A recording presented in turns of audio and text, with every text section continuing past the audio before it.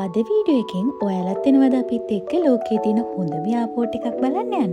එහෙනම් ආදරයෙන් පිළිගන්නවා අපේ YouTube channel එකට.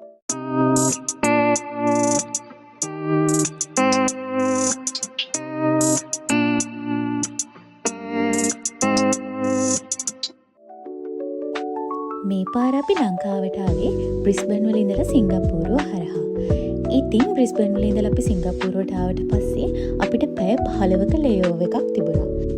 ඉතින් ඒ නිසා අපි දෙන්නම තීරණය කරා ලෝකයේ හොඳම එයාපෝට් එකක් විදිහට ප්‍රසිද්ධ මේ ජුවෙල් චංජි එයාපෝට් එක එක්ස්ප්ලෝර් කරන්න.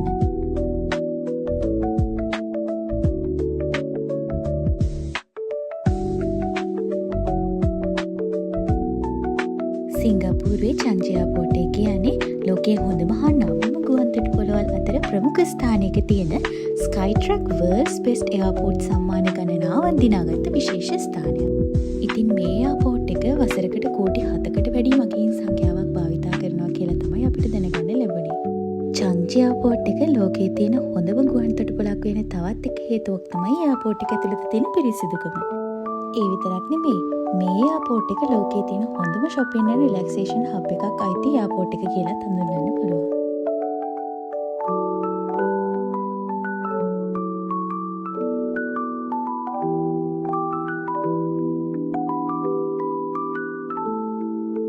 මේ තියෙන්නේ චංජි එයාපෝට් එකේ ටර්මිනල් 4 යන ස්කයි ට්‍රේන්. ඉතින් ඔයාලට ටර්මිනල් එකකින් ටර්මිනල් එකකට මාරු වෙන්න මේ ස්කයි ට්‍රේන් එකක් යූස් කරන්න පුළුවන්.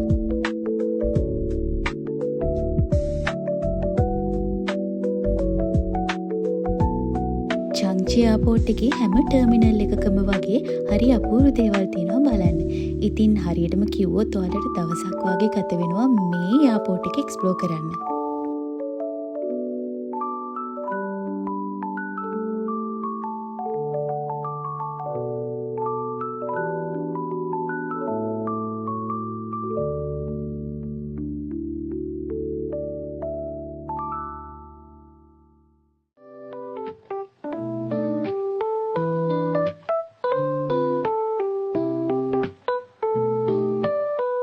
අපි ලන්ච් එක ගත්තේ ටර්මිනල් 1 එකේ තිබුණු මැලේසියන් රෙස්ටෝරන්ට් එකකින්.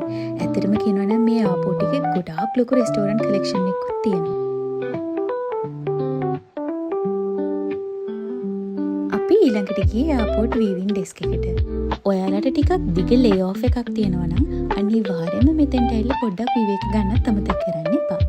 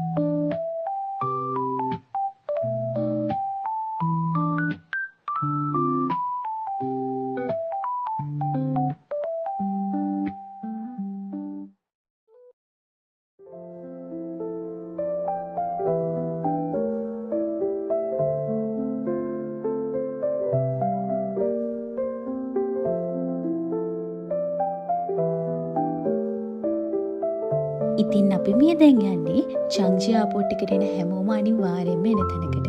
ඒ තමයි රේන් වෝටෙක්ස් එක. ඉතින් මේක ලෝකයේ තියෙන උසම ඉන්ඩෝර් වෝටර්ෆෝල් එක විදිහට හඳුන්වනවා. මේ රේන් වෝටෙක්ස් එක අඩි 40ක් උසයි. ඉතින් මෙතන උඩම තට්ටුවේ තියෙන කැනොපි වෝක් එකේ ඉඳලා ඔයාලට ලස්සනට මේ රේන් වෝටෙක්ස් එක බලන්න පුළුවන්.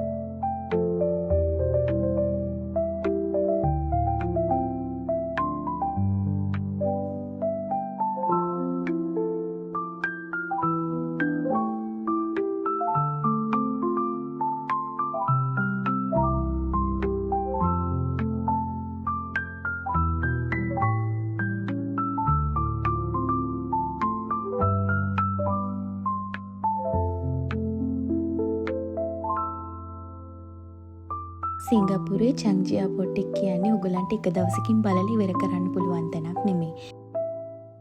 මේ එයාපෝට් එකේ ගන්න ගොඩාක් එක්ස්පීරියන්සස් තව ඉතුරු වෙලා තියෙනවා. ඉතින් ආයෙමත් දවසක අලුත් වීඩියෝ එකකින් හමු වෙනකන් අදට අපි සමුගන්නම්. ආයෙමත් අලුත් වීඩියෝ එකකින් හමු වෙනකන් ගිහින් එන්නම්.